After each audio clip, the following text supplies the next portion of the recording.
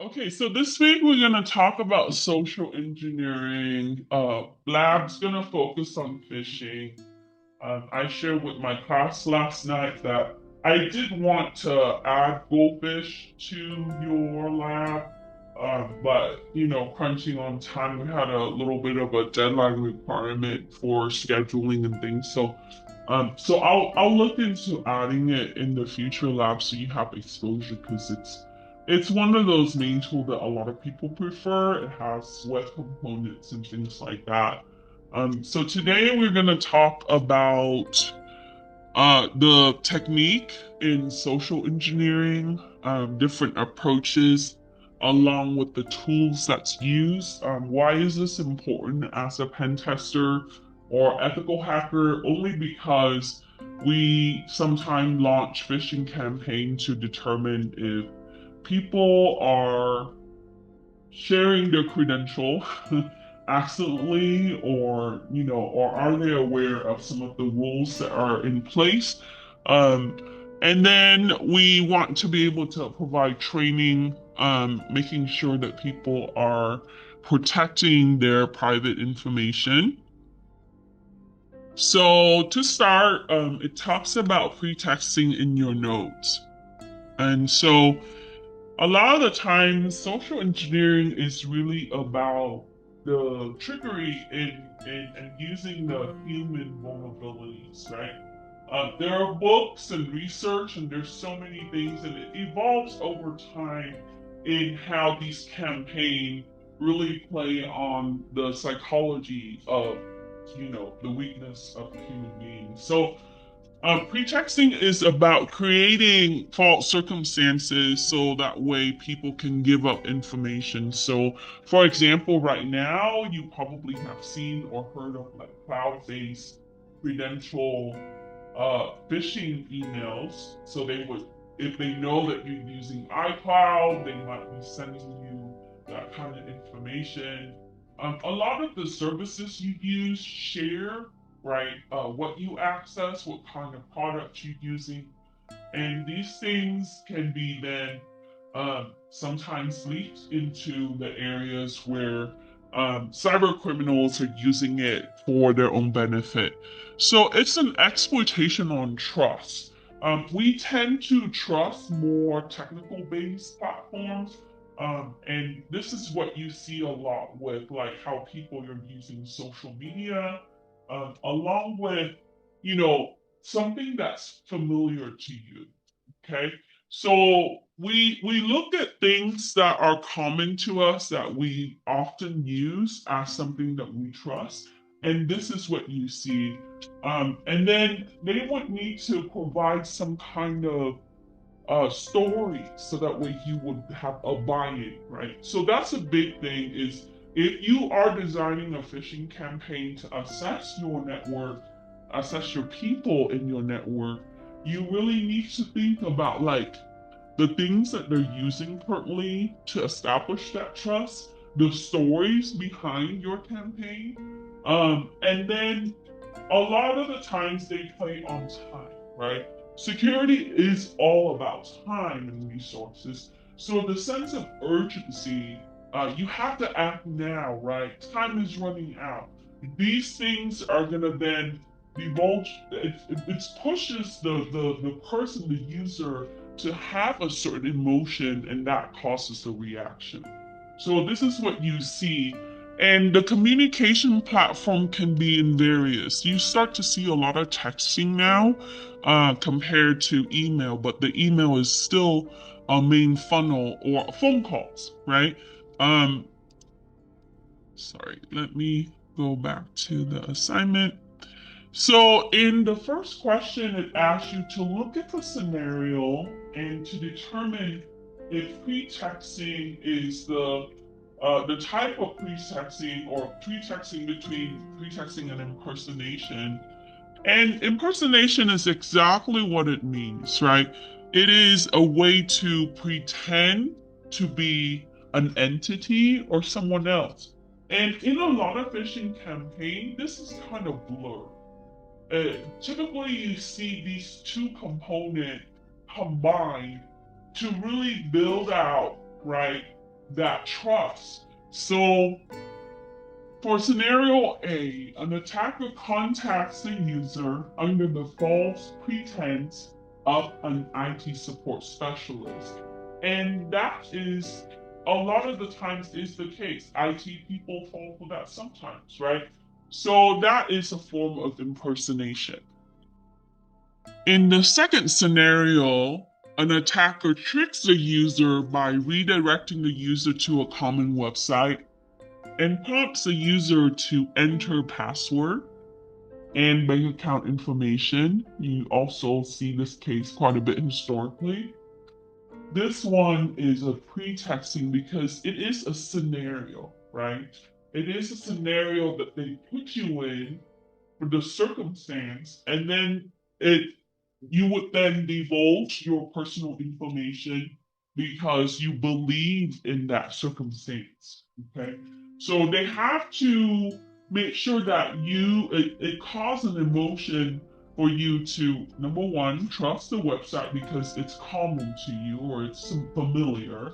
Two, to look very real. So if you use a product like Goldfish, which is very common now, there's a way that you can take the template and lay out the website that would look realistic, right? So if you want to make a website for the bank, you probably can look at the bank website and then be able to use the HTML code and some of the scripts to be able to make it where they can input some kind of form for their credential and their bank account information. Now, on the other side, you want to educate your user, right? Even though it looks believable, question the URL, looking at things that can be falsified. Even though it's a logo, a lot of the banks they would have like trusts and things that are incorporated to really validate their website. So those security components can really speak to what's real and what's not. It is harder on the web app side, I started to see, because web app, we minimize it so that way the mobile platform can be used. So a lot of like the typical web component might not be inlaid into certain pages or certain tabs. So sometimes the user gets buried into the tab, right? And then they started filling out information as they go, and so sometimes you would see that happening as well. So in the case B, that's a pretext. For C, Angel receives a fake phone call from IRS. You see this a lot, right? Requesting payment for overdue tax. This is impersonation and pretexting. Two things are happening. Um, IRS agent calling. They don't call. We know that, right? And if they call, um, likely that they don't call. Period. If you have been working with the IRS and if you're requesting for them to call, then they will call. So impersonation happens here with the IRS agent, and then they have to put you into a scenario or a case where you owe tax. And for the people who are not aware of the phishing campaign or the cyber criminals are doing this, they would fall for that. And then for D, an employee is tricked into downloading files that contains keylogger trojans or even ransomware in some cases, and that's a pretexting. So what's the main difference, right? Pretexting is really the story, the scenario, right? The events that they put you in, so that way it's believable. And then the impersonation is they would pretend to be a certain entity or an individual to be able to get you to do something.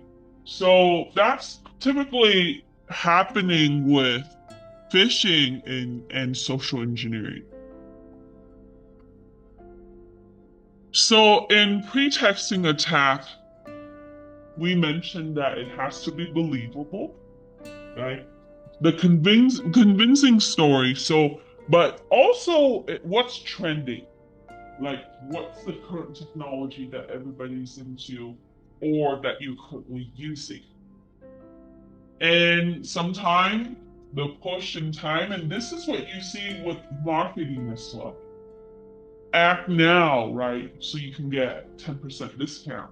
And so sometimes you see that in phishing campaign, right?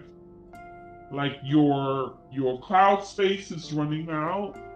Okay, you need to log in to renew your subscription. Um, I started to see a lot of that. Okay, and so there's a sense of urgency, and it's really a way to compel someone to input their private information.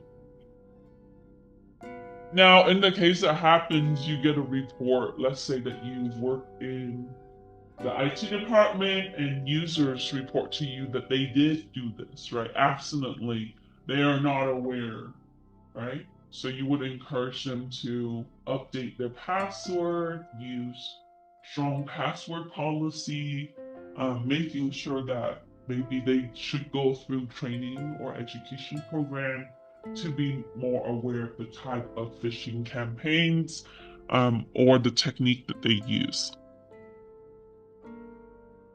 So my former students, they worked on this for Colton School District, right? And one of the students or two students, they overlaid the website with HR uh, logo and everything for the school district, and then they got the people to enter their information. So 60% of staff and faculty actually divulged their credential because they have never been through a lot of thorough training on that, and so based on that, the school district had re-geared right their emphasis in how they train their user. A lot of times they focus on how to use technology, but not focus on how to use technology safely. And so, what we need to think about in developing training, and so impersonation information is below that, right? It gives you additional information. Now, from a perspective of configuration, what can you do to really prevent this from hitting the user, interfacing the user? There's lots of things that you can do. We can start with email server, right? We can do content filter. So basically, the email server, its job is to forward the email or put the email into the inbox and then allowing the user to retrieve that, take the sending email and get that to the outbox and then eventually circulate that to other servers to be able to get it to the destination. So you can implement this with email server where you can do content filter, but when you do content filter, example keywords, right? We want to hit things like password, account number, etc. You have to keep growing it because phishing campaign changes over time. Another way that you can do that is you can set up rules in your application firewall. And a lot of these things are interfacing the web, so we can block a certain site, or we can set up sites that are acceptable. So even if they click that link, it's not going to redirect them to the server of the phishing campaign, but to bring it to where access is denied or forbidden, right? So you see that we can filter the URL in our network at that level, okay? And then in some cases where you can implement encryption to really protect the data. So if they're asking for files or even, elements that would have private information, then you want to make sure that that is harder to access in plain text.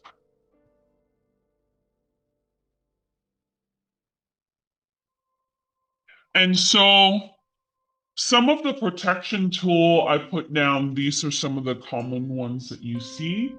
Um, some of these, a lot of these require subscription or licenses, right? And then some of them are free. So if you use Cisco technology, you can go to secure email threat defense. Um, Depending on, the current product that the company use, typically in a security suite or solution, let's say that your company buy a security solution from a vendor like Cloudflare or somebody that's also hosting your content and also managing the security component, they typically have an option or a feature for you to incorporate, but of course that is additional cost. So you need to really assess like your trend on the behavior of how your user is using their email, their text, bring your own devices to work, etc.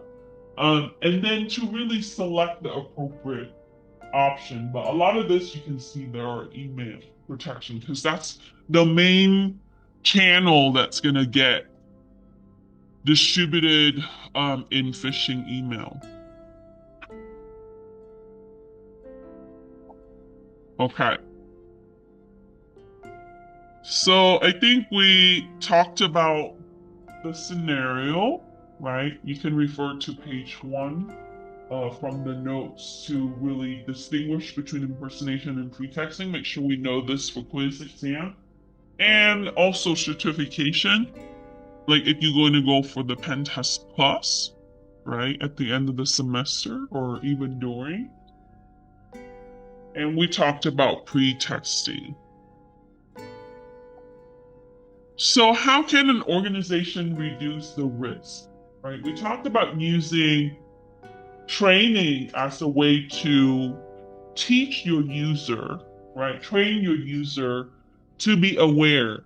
I think having the awareness level elevated is going to be better, and also teaching them how to use your technology more effectively. So what we can do is we can think about the issues that we have currently based on the analysis of what's happening to each organization. So you're gonna have different trend, right? Some organization is highly impacted by phishing campaign if they don't have awareness program or their users are, maybe they're not knowledgeable in specific things about security. Um, but I think now people use, smartphones and computer at home a lot more regularly compared to what you've seen uh, historically. So, but requiring security training periodically is always a plus. You want to have a refresh every so often. And by regulation, you must have security training to meet compliance in a lot of areas, right? So that means that the nurses, the doctors, the faculty, the staff, even the students sometimes. We talked about that here. A lot of the phishing email sometimes comes into the student side and then it gets distributed and spread. And then eventually it goes across the network because somebody clicks something. Um, but there also needs to be a way that the user can report these things. So I think that's also important is to be aware, but also to notify.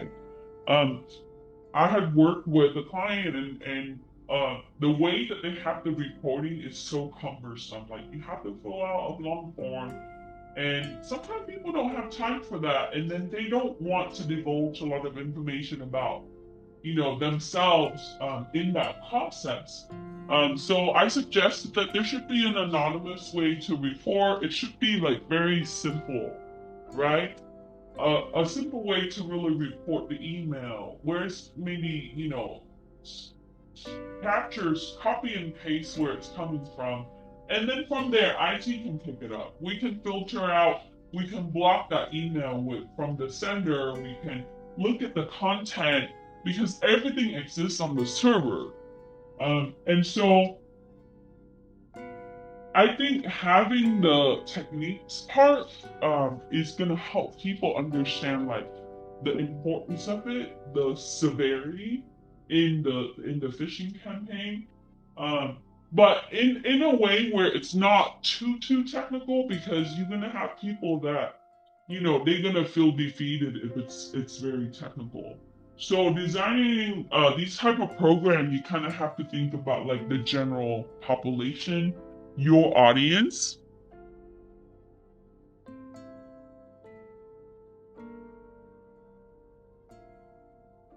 Any question? Okay, so it goes into specific area of phishing. We talked about phishing is a way where they can get you to do something with pretexting. They can impersonate someone, right? Um, and there are different approach in that. But typically, the common sign is that they want you to give personal data, right? We talked about time. Um, the so as as a professional, how can I just got this question asked when I did the presentation with the high school. One of the teachers had asked me, "How can you tell if it's real or it's not?" Because now it's kind of hard to determine, right? So I would, some of these are just a common sign. And this is also for good for personal purposes too. Suspicious URL. I said if you are suspicious, don't click on it, right? There's always time to really rethink on your action. Um, and then, if you think it's a threat, then, you don't have to act upon it. You can just report it to spam. If it's a real entity that's sending you, likely that you're gonna get it again, right? So in that way, you can also look for the common signs. A lot of the time, you might see grammatical errors, right? Like for example, I actually received one a few weeks ago, and it says iCloud. But little that they know, right? I'm an Android person. Family members use iCloud, but I might have bought Apple products for them, and somehow my marketing data had gone to these people, right? But the iCloud is spelled wrong. It's I space cloud, right? And as you know, if you use Apple product, it's iCloud together, right? So sometimes, and then the logo, even for Google Drive, they also sent me for Google Drive because they realized that maybe I can hit her with all of the cloud because she probably is a cloud user. Um, and then the Google logo is off. So those are some of the things that you can use to really distinguish what's real and what's not.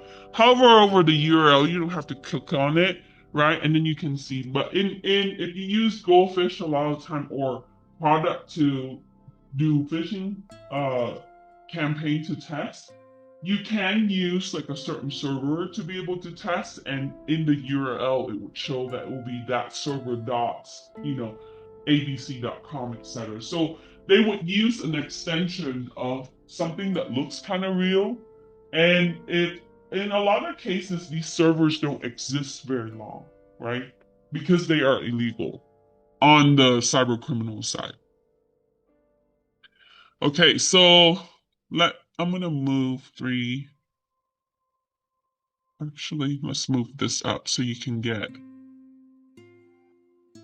Okay, so for four, it says, how can you prevent impersonation attack?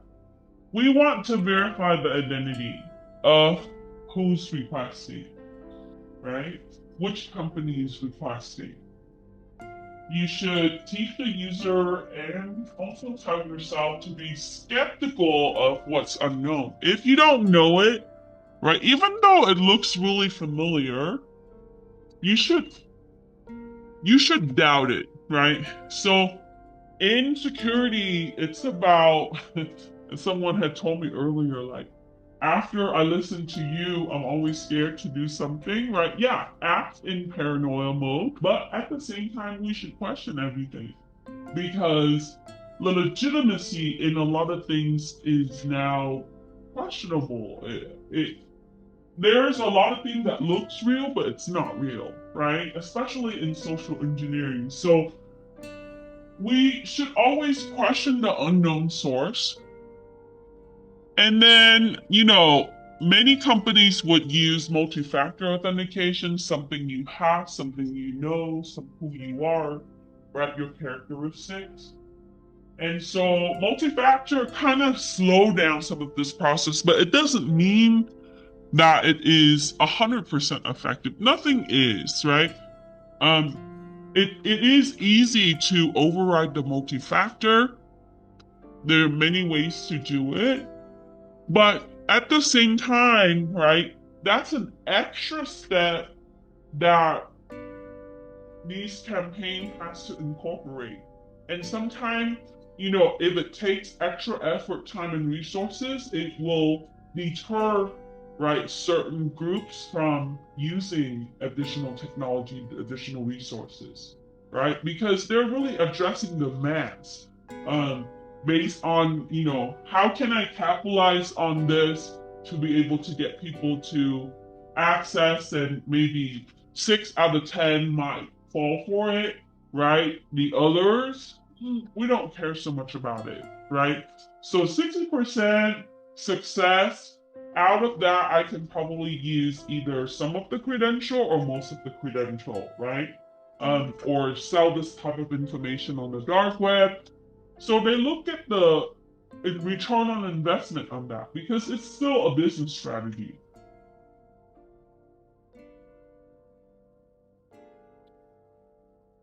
And we want to be able to share the resources. I think a lot of the times you see organization and people, right? A general population or specific community will collaborate and share resources online. You have the internet. There's always ways to ask questions if you're not sure, right? Is this real, right? And the internet is going to give you some general answers sometime, and you're going to have to make a decision as a user to determine whether you should do something or not, right? So the way that I act is if you question it, don't do it, right? Um, because you can always go back and attempt it if it's confirmed. So that's how you should tell your users. If you question it, don't act upon it now, right? Verify and then do it, right? So now some of you will be designing these programs, right? If you work for security firms or even in IT department, sometimes they're lacking this area and they will bring you in as an apprentice or an intern or a professional to be able to build this. Now, companies sometimes would acquire vendor, third party to build out this program, or they already have it and implement it. They use that here, right? They require that we do annual training and go through. And to me, even from a technical person, right, these type of training is helpful to me, right? It keeps me kind of up to date sometimes with, or be relevant with the current information. Sorry, it got slid close. Okay, so we talked about Thor and the technical solutions that you can use to detect impersonation is you can, for advanced fraud, right? In banking systems, a lot of the things that they do in the back on the server ends, right? But there also is component, right, to notify the user if an entity is consistently using their business for fraudulent activity.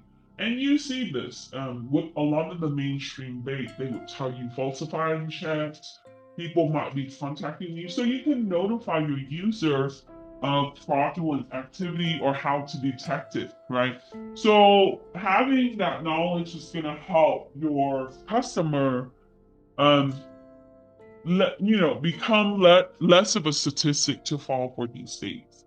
And that's important because when it becomes a statistic, then you're going to have to, then they might contact you and be able to avoid a certain transaction. So it actually reduces the effort and the cost for the business if they have more of like the general notification awareness program for their clientele.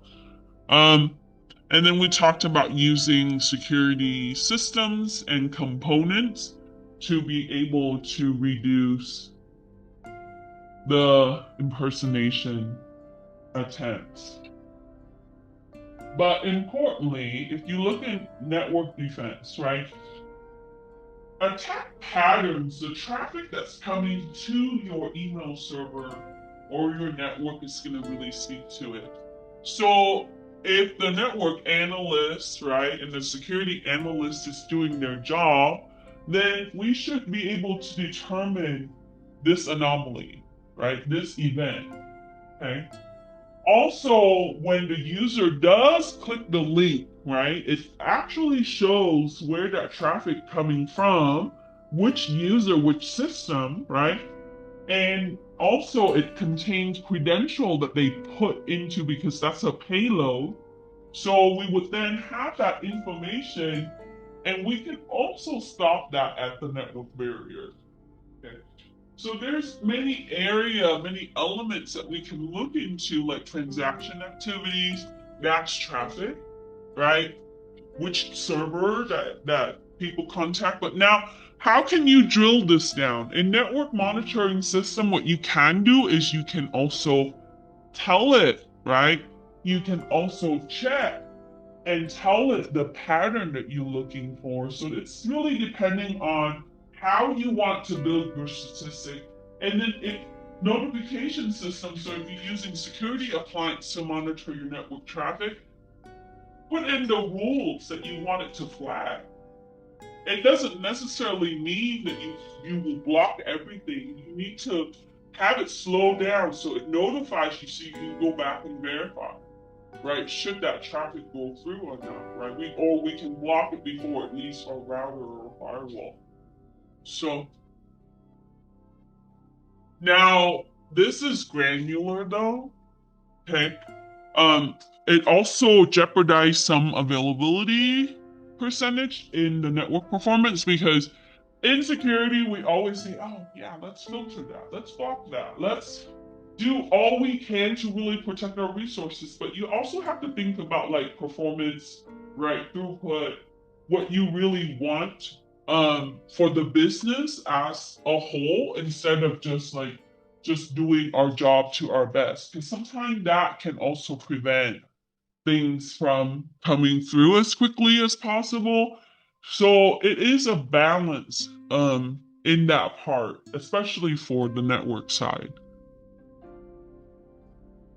Okay, so we are gonna look at different type of phishing attacks, and I give you a long list, right? In the general security class, we talked about whaling phishing, spear phishing, right?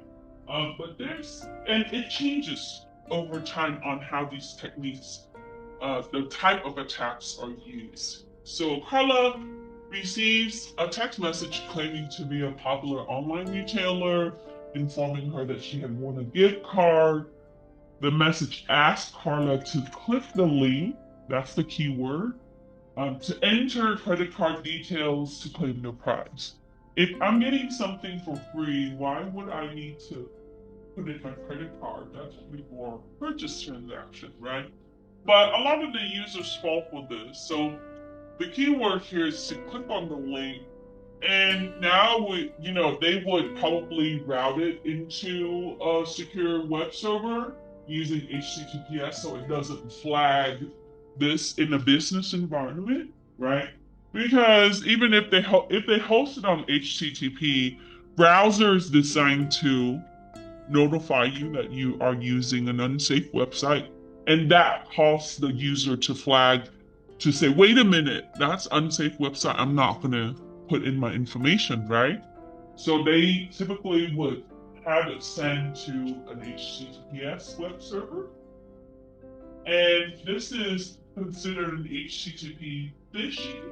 It's phishing, but with HTTP. A lot of them are like that. And smishing because it's SMS message to the phone or the smartphone. For scenario B, an employee receives an email that appears to be from the CEO of the company containing the names of project team members.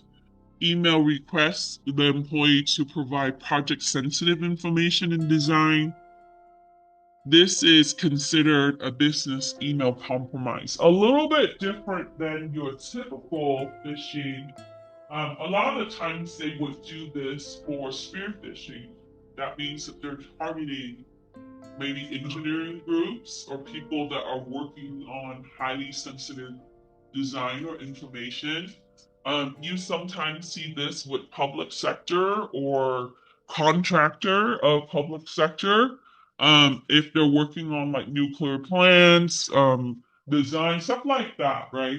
Warfare based things. So, you know, but the Department of Defense, their security team is pretty good at controlling these things, and I hope so, right? But even when you have security solution, there's always a way to bypass that. So how creative they are, how innovative they are in crafting this email, right? And getting it through the network and then to the user. So that those are the hurdles from an attacker standpoint.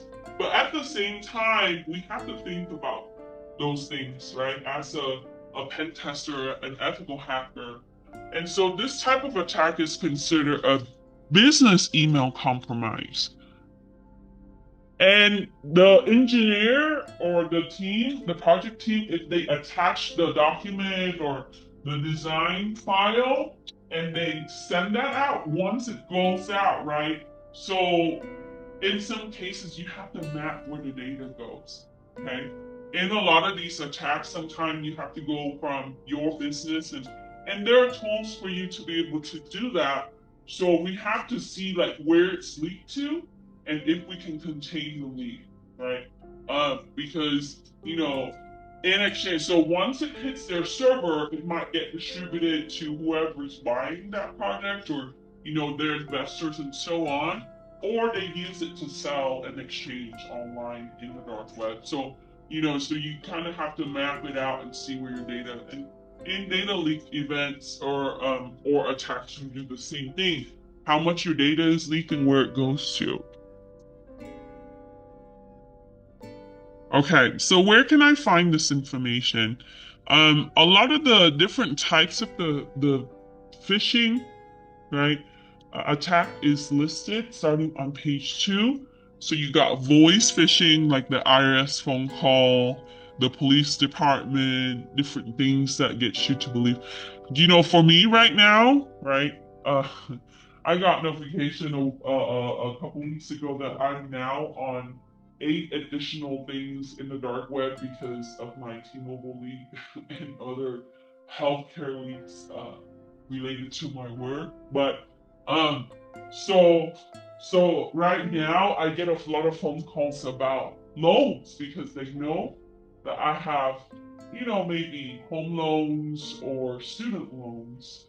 And then they would always try to get me to, oh, you qualify for this. Not a marketing campaign because you can tell, right? Even though they use AI to generate these things.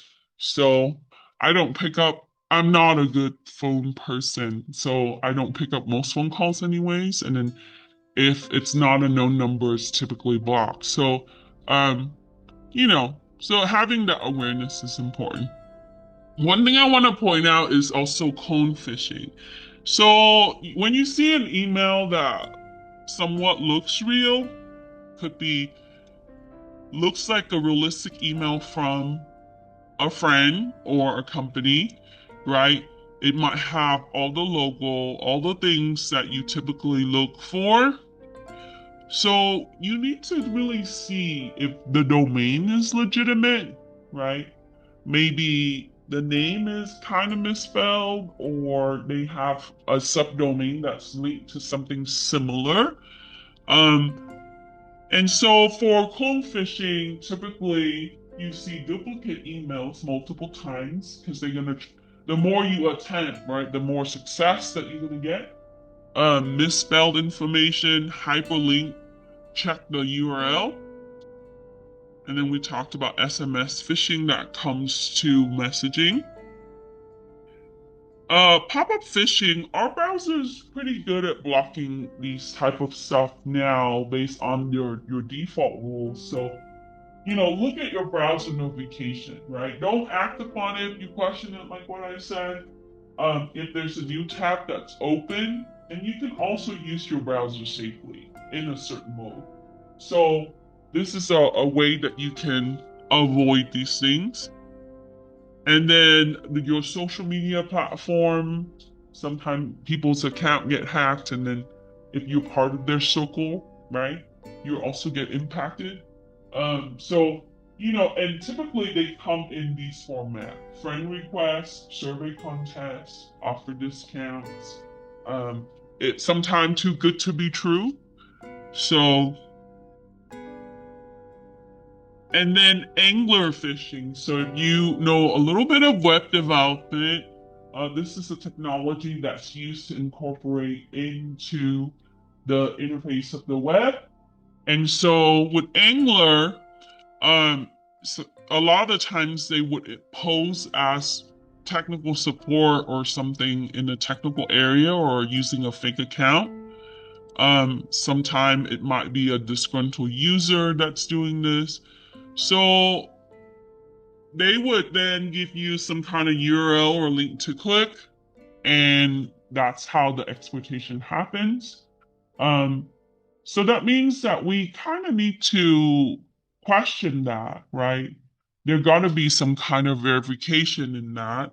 Um, and so let's say that they know that you've been contacting tech support and they capitalize on that, right? So okay, off the record, um, one of my family members fell for phishing and um, with an investment company.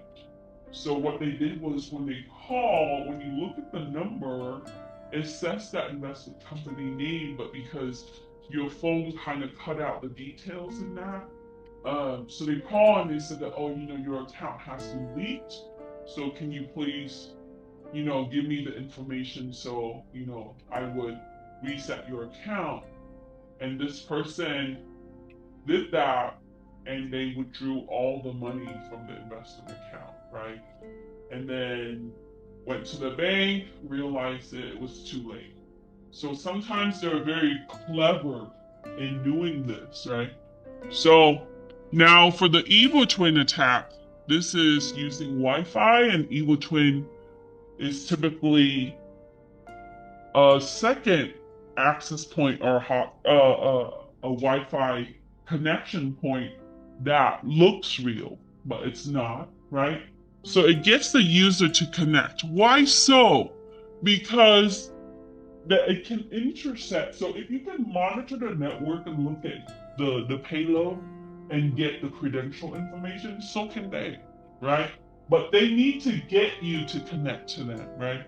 So when you're at the public area, for example, at the airport might have public Wi-Fi, and you shouldn't connect to it anyway. If you have private information on your system, or you're accessing websites that you would divulge information to, right? But a lot of people do. They connect because they are answering email for work or whatever it is, right? And they fail to look for legitimate and access point. So the evil twin attack is another level to phishing to get you to do certain things.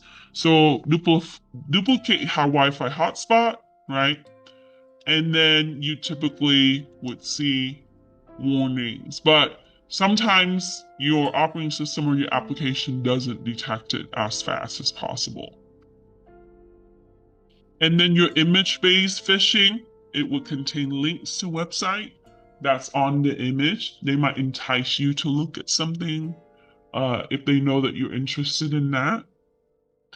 So the things that you look for, of course, the embedded link in the image, right? Is it a spam-based email? And sometimes your call for action button is larger than usual to really market or entice you to do it. Okay, let me bring 6 down real quick.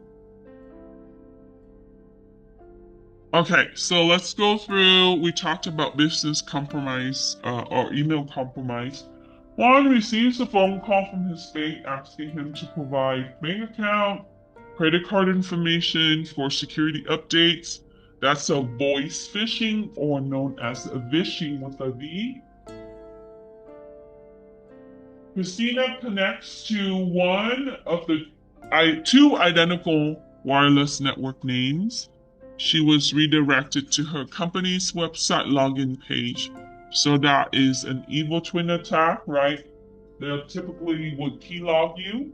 Um, so how can I test this, right? They sell devices like Wi-Fi Pineapple for you to do that. It is an embedded system. It looks a lot like Kali Linux. You can have a terminal. The tools are equipped on Wi-Fi Pineapple to set up Eagle Twin. Also run Wireshark or network monitoring tool.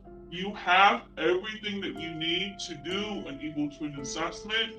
And then you can just bring in packages for domain phishing, right? That means that you would then take them to the login page. It could be real, right?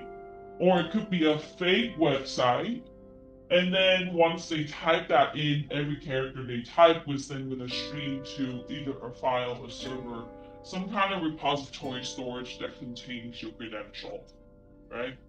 And so that's how evil twin phishing happens.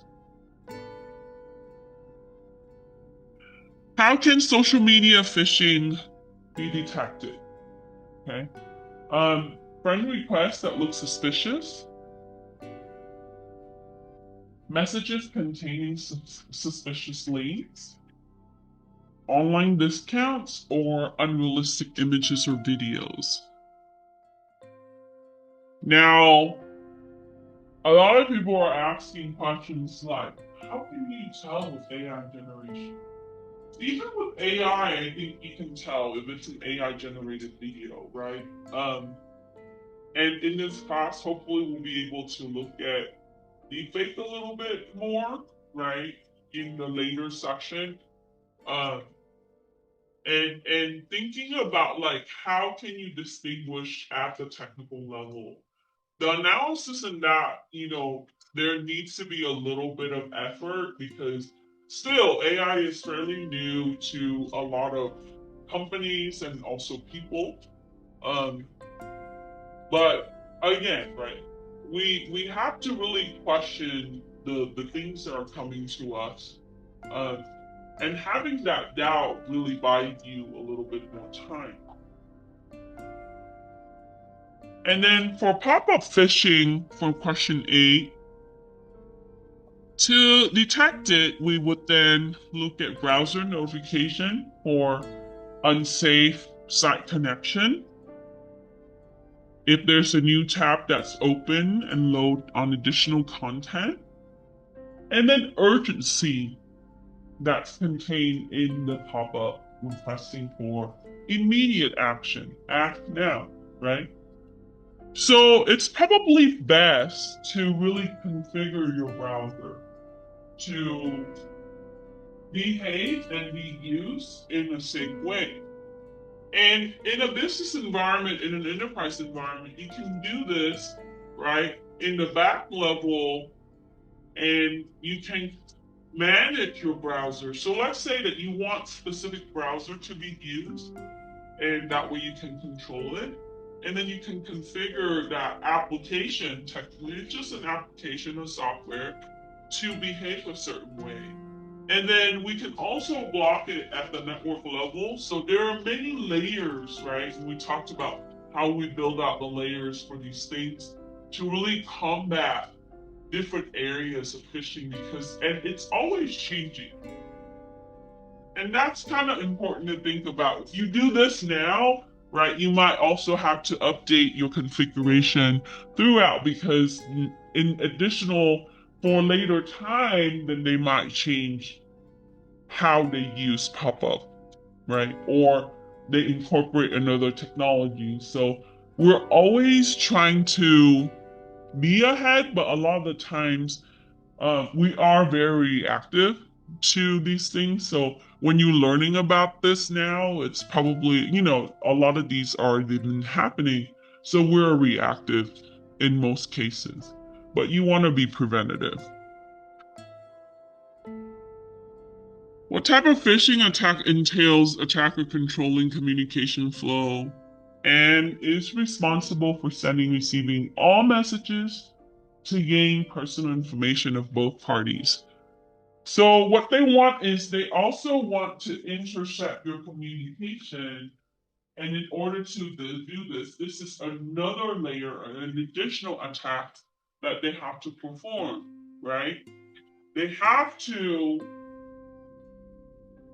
look like, right, a specific entity, a sender or receiver. So in this case, the communication flow, sending and receiving messages to have that communication. So anything in between they cover, and that will be man in the middle.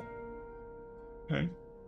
And to really perform man in the middle successfully, you really have, from an attacker's point of view, you have to really think about the process.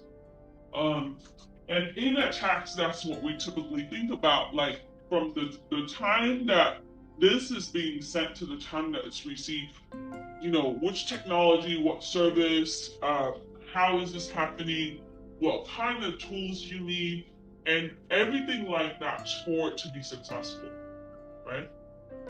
So man in the middle is about intercepting. So they act as a recipient, and then at times they act as a sender. So if we're looking at business compromise type of email, they might have to do that to really target a specific group successfully, because these professionals might be more trained to not be able to divulge the information. So they have to craft it where this particular activity is believable.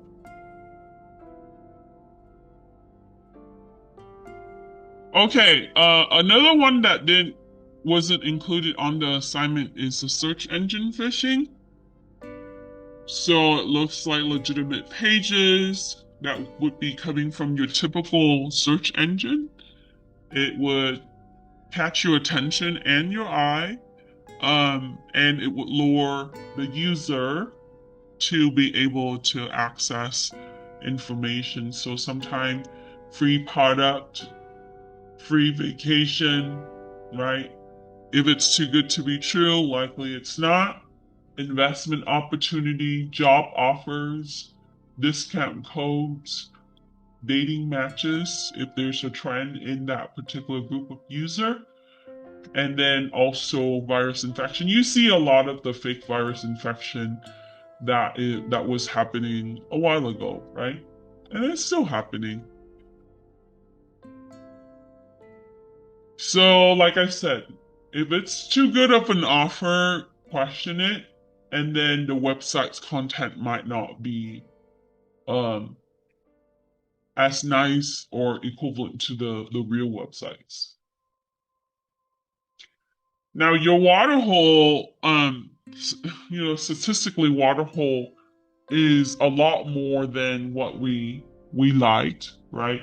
It is a way for them to place a website on the internet to get people to access it. This is a way that they can find weakness. Okay, so Waterhole is typically used for malware distribution, obtaining credential. When the user land on the web page, there might be, a Trojan that's acting in the back, right? They embed it, it activates the code. The user might not have to click anything to actually download. So they use different type of malware. Or in the case, they would beg the user to send email and it would be redirecting.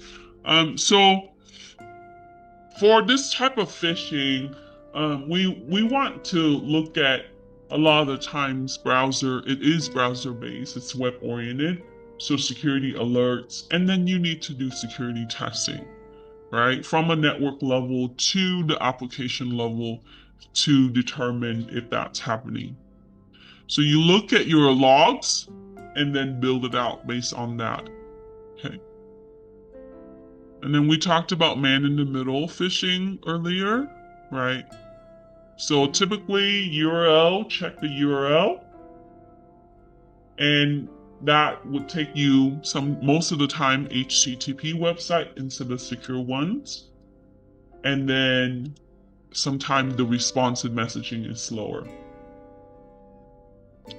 So in the next question, this is the section to look at on page 5.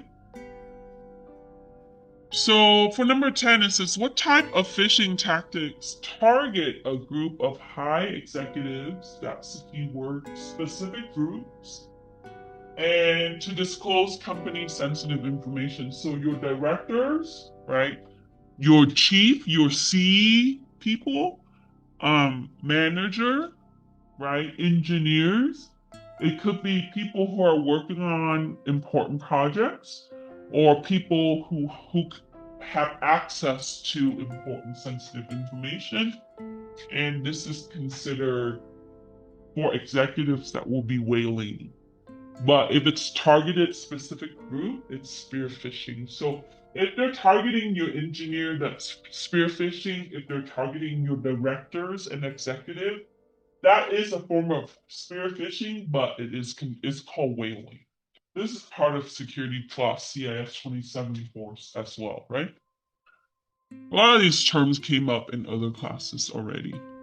So when you go for certification, they want you to read the scenario and select the right one, like what we've been doing, and then know the definition and how it's used and how to combat it for security.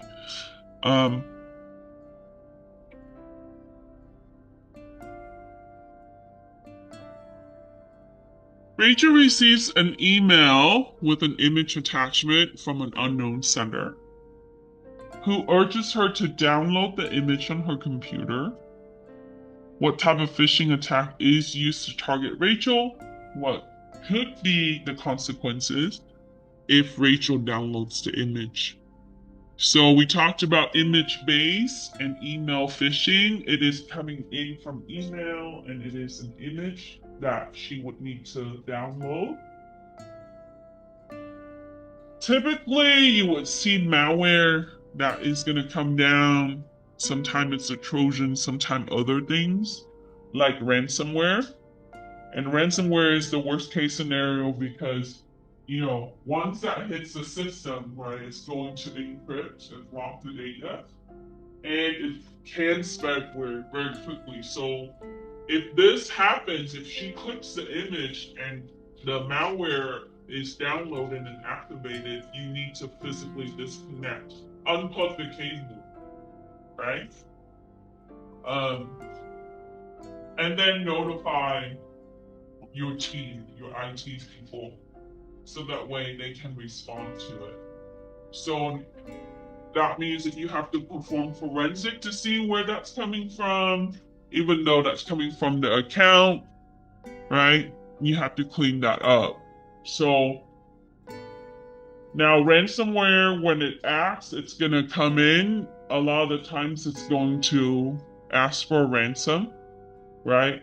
So if your executive does this, right, it's going to lock the laptop or the computer, and ransomware is designed to hit the network quickly so that way it will target specific users. So if it's coming from the user side, typically it is, right? It's going to find its way to the main critical systems fast. That's what they designed to do. That's how ransomware works. Now, in that case, you should always have your backup, right? And then you need to control that segment, making sure that you analyze it. So you go back and you have to do network forensic. And then you also need to look at your critical system, which one has been targeted.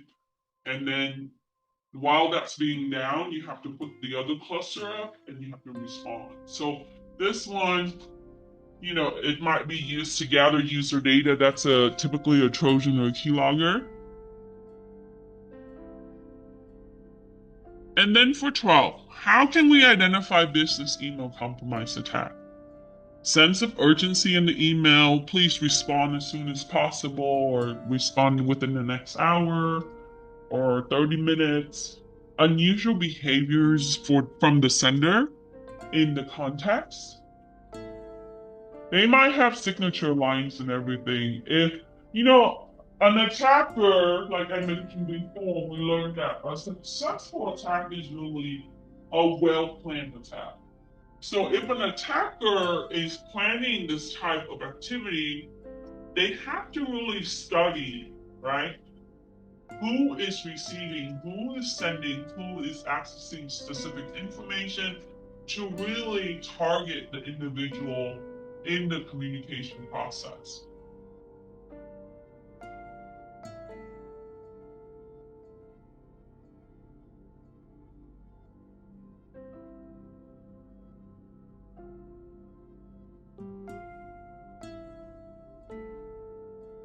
And sometimes if there's no legal correspondence that's included in the email, and you typically see legal correspondence with certain entity or business, right?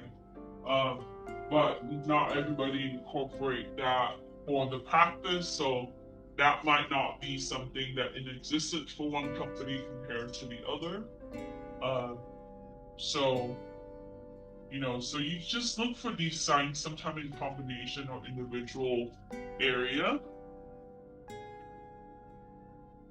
Any question?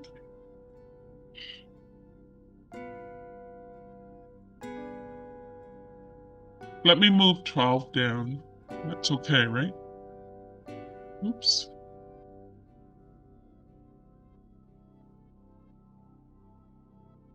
Okay. So for 13, it asks you what's the difference between website spoofing and domain spoofing. So in the following chapter, it talks about spoofing. Some of you are very familiar with this term, some of you are new to it, and that's okay, right? We talked about impersonation to pretend to be a certain individual or a certain business. Spoofing is simply that, but for the system. So your computer system would hold the identity of two areas. How it is identified to the other systems, which is the network, right? Even in itself. And the two addresses that you typically see is going to be the MAC address, your physical address that is given to your connection interface, whether it's wireless or physical cabling, right? Like your network adapter, your network interface card. The second area is your system name, right? So when you ping a server, you can ping it with an IP address because it exists in the network. And the IP address is used to get connection to the larger network, to leave your network area, right? I might have multiple segment, right? I might have a VLAN, a virtual local area network environment, treating it as an external network, connecting to other networks, and I have to route to it. So the router uses IP address to get these systems connected. Whereas the MAC address is used to really identify the system at the physical level. So for example, right? I'm sitting on the computer A, it has the MAC address A, right?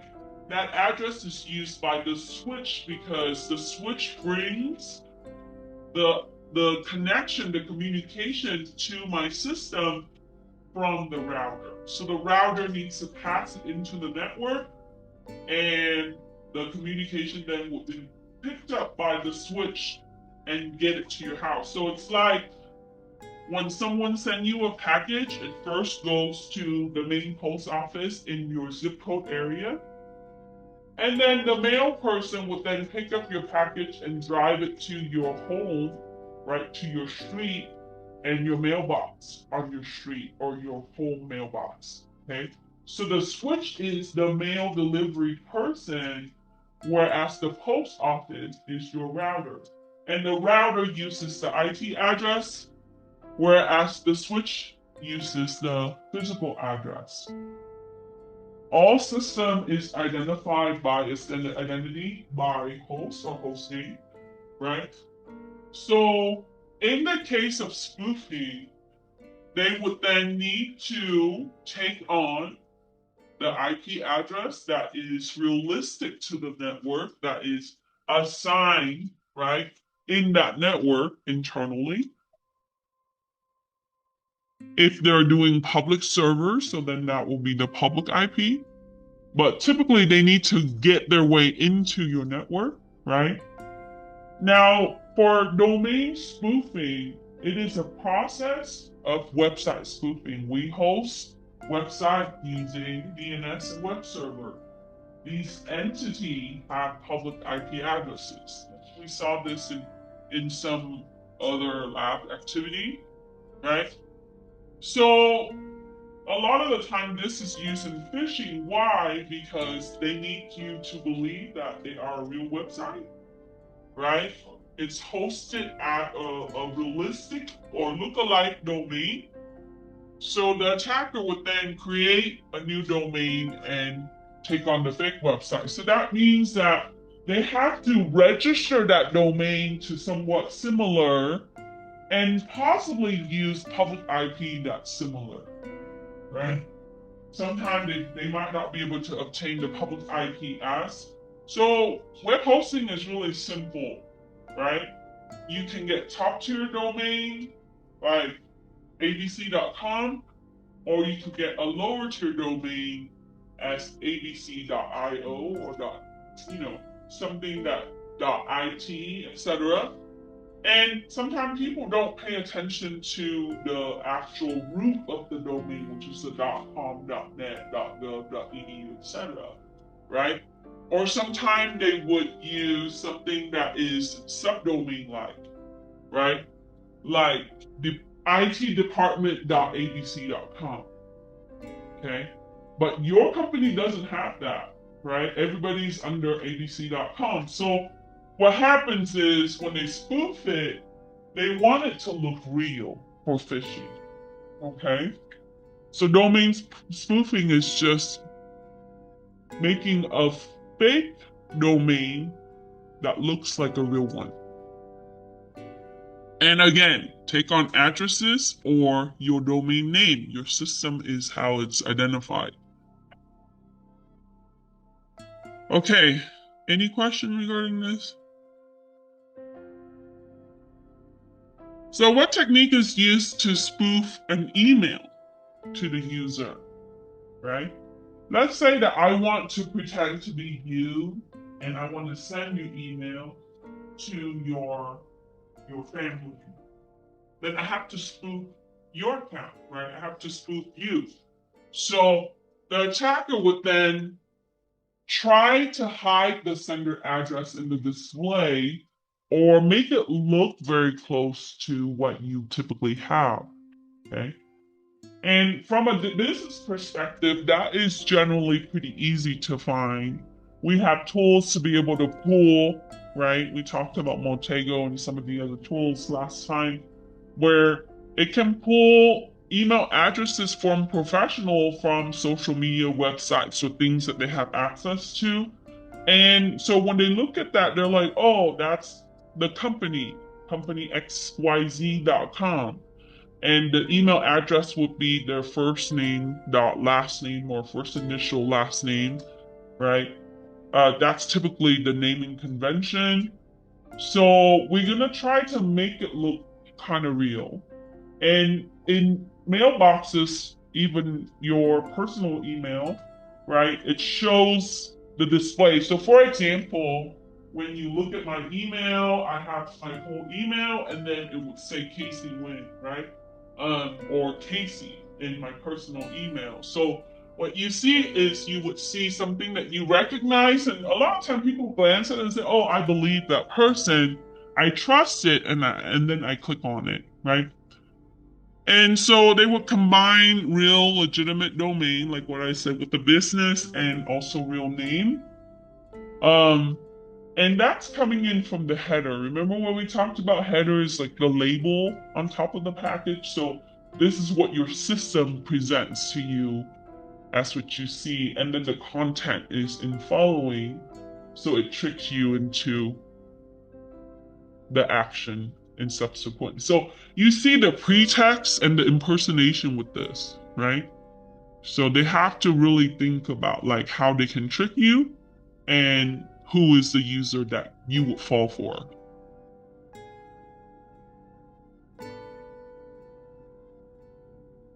Okay, so whaling is on page 5. We talked about that, right? Business compromise and spoofing is subsequent. There's website and then email spoofing. We just touched on that. So we can identify this by looking at the nature of the email. So in forensic, the 27A class, I touch on like how you look at the header. Forensic tool is really good at pulling, and security tool in general. It pulls the header and it's going to say, this is what we see, this is what I see, and so you have to analyze it. And sometimes you have like different ways to spell the email address. Domain spoofing. So in domain spoofing, you have the DNS. And so they need to do a poison. And typically it's because DNS contain records file for reference. So I would say xyz.com is this IP address, right? And so to redirect that, they have to disassociate your real reference file, your A record or your quadruple A record. A record for IPv4 and quadruple A record for IPv6. So now if you don't use the forwarder, then the forwarder, it's a system that forwards to your domain.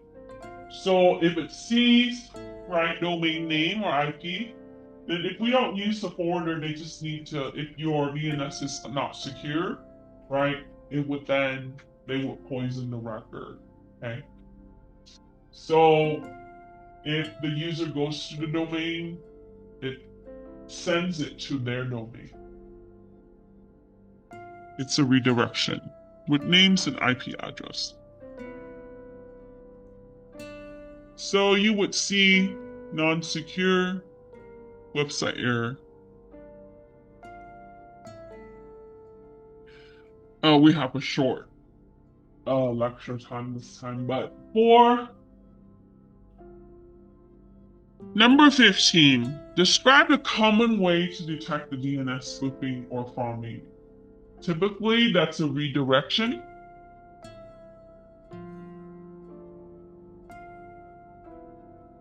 Now, we talked about status code before, right?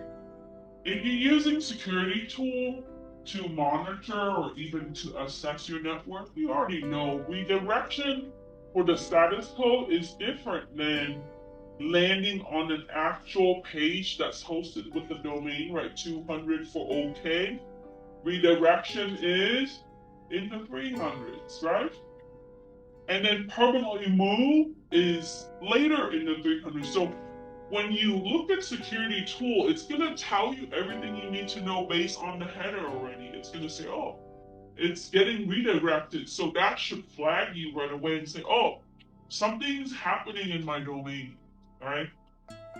Now, system admin, their job is to make sure that these things are configured and monitored and, available, right? Also the network people, the security people. So there's many elements in how we can interlay in different area from a network. And even though this is public facing and that's your DMZ, right? That's what the internet sees when they're coming in, but it's still part of your network, right? And if they're spoofing you, then they're trying to be you here. So we need to really monitor our domain and our web servers because servers is what's seen on the internet. I just went over Shodan with my class last night for 41. You guys gonna see that later. I'm gonna put in a ticket to make sure Shodan's not filtered here, but it's a search engine that you can find everything that's connected to the internet, from your IP cameras to your Google Nest to your server. A lot of the time, cloud servers and regular servers. So how can they find you? Typical. If your DNS, your domain is publicly registered because you want your customer to see you, search engine like that will find it, right? It will find who's hosting, and then you can use who is. There's so many tools that can dig out the information. So we need to know like the extension of information, how it's disclosed to the public, right? And knowing that is going to help you think about like how we can secure it.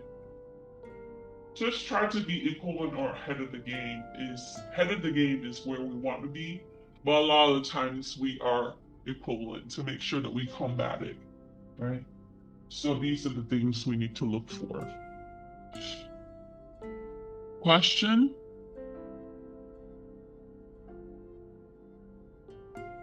Okay. So we should have adequate time to do the lab. I would encourage you to go back and read the notes. Now, if you are going to go for Pen Test Plus, right, and you can have access to the practice exam later, it's just having knowledge and the understanding, the processes, the definition, is important for this industry in general, but this area, right? Okay.